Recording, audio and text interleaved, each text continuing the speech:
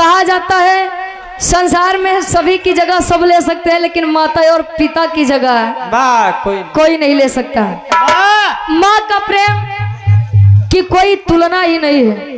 कहा जाता है माता पिता न होते अगर तो हम भी जन्म न पाते हैं, संसार में उजाला होता नहीं कहीं पर। माई बदे कवि जी लिखते हैं कैसे,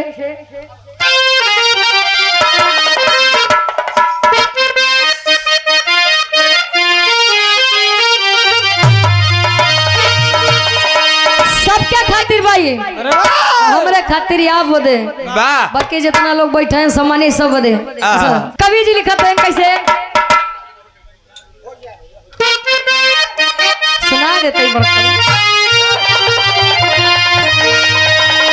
अरे माई बाटे त जग में जहान बा,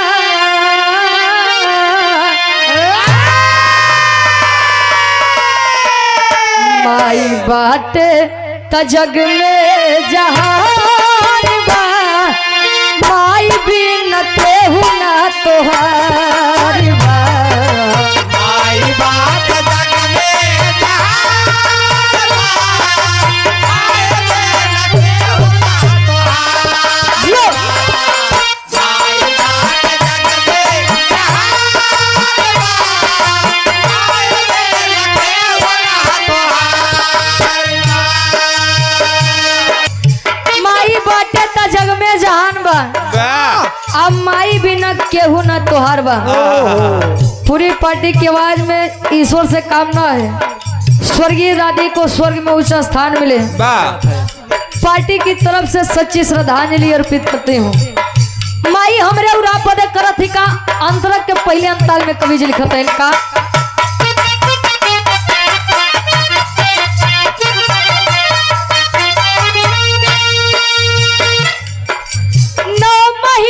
रखली तो के पेट में अका तू दे अपने माँ के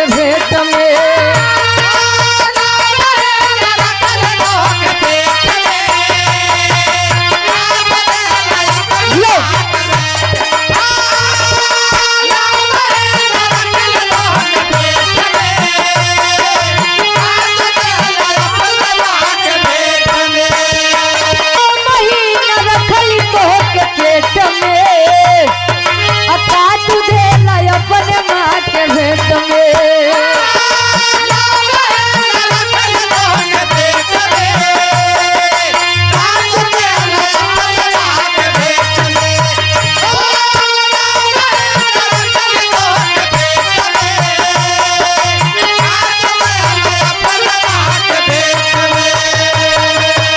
उतरी नई सक उधारी बा,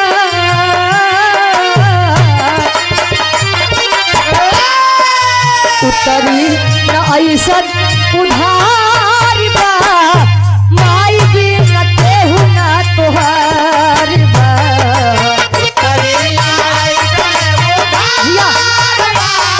अरे माई बिन केहू ना तोहार बा।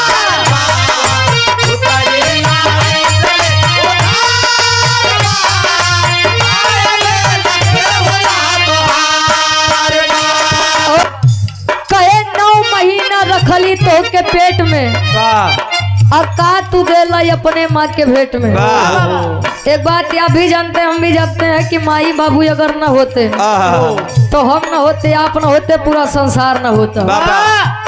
अबे सुनब है कि 84 लाख योनियों में भटकने के बाद एक मानव तन मिलता है। जब बच्चा माँ के गर्भ में आता है तो ईश्वर से ये कामना करत है, स्वामी ए स्वामी कैसो हम कई नरक से बाहर कई देता है। हुआ पहुँचे के बाद तो हर दिन रात भक्ति भाव भोजन करब, लेकिन काका जब तक जवानी रहे अजय दिन बुढ़ाई आई जाए मान लो बड़का बाबू हरेन किनारे बार और झरई लग गए। बड़का बाबू हाँ वो बैठा है देखा वाह तब हुए हरे राम हरे कृष्ण। जब तक चोट नहीं लागत तब तक अनहरे की नहीं ऊपर लखा चला जाबे है, तब राम का नहीं याद करबे। आज ऐसे चोट लाग अरे राम कहाँ मरवाए भैया तो काम ही न करा कि जैसे दुखे में राम का याद करे पहले ओकरे पहले राम का याद कैले बा तो शायद संकट नहीं आवे।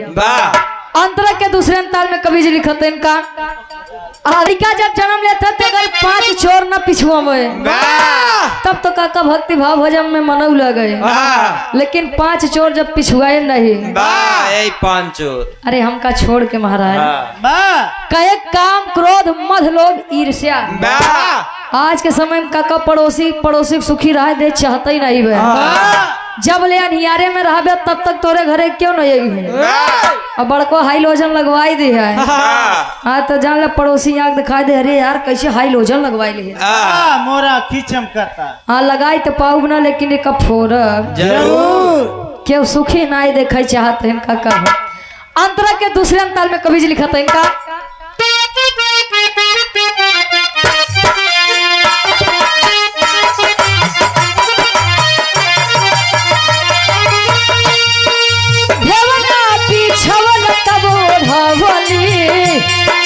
सुखवरिया तो हो के सुतैली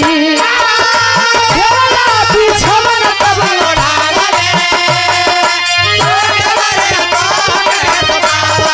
जियो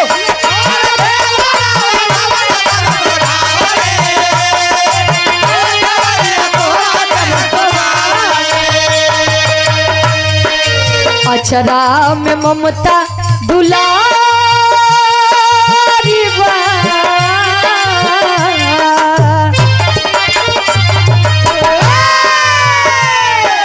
अचरा में ममता दुलारी बा हर माई बिन केहू ना तोहार बा।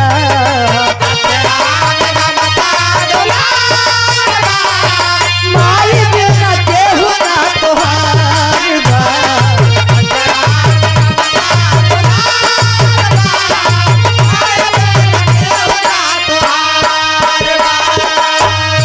भेवला बिछवना तब उठवली सूखे ओरिया तो के आज के समय में काका लड़कियां एक उठोरे से ज्यादा होते नहीं है।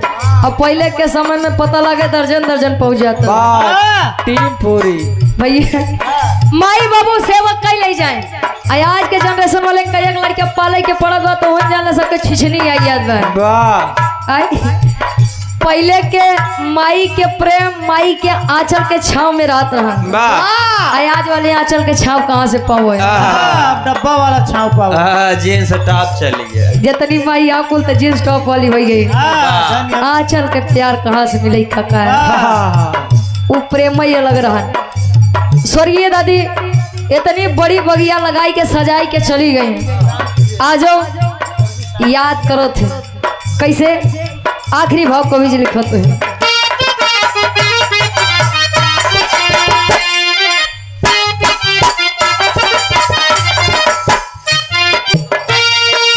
पवली का फल फूल मिठहिया अका खई है हमरो कन्हैया।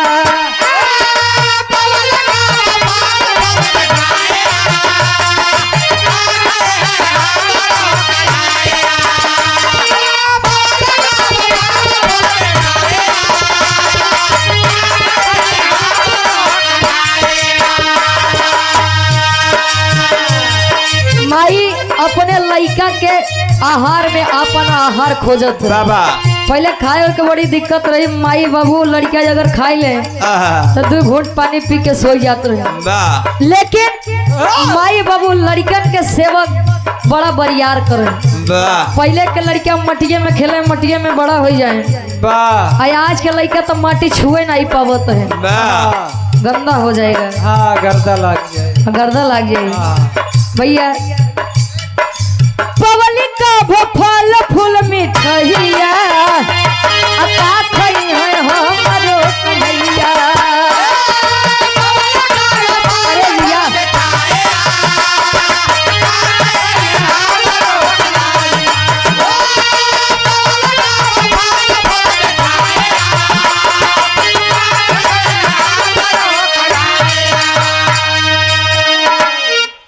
तो गावे रुचि सभा दरबार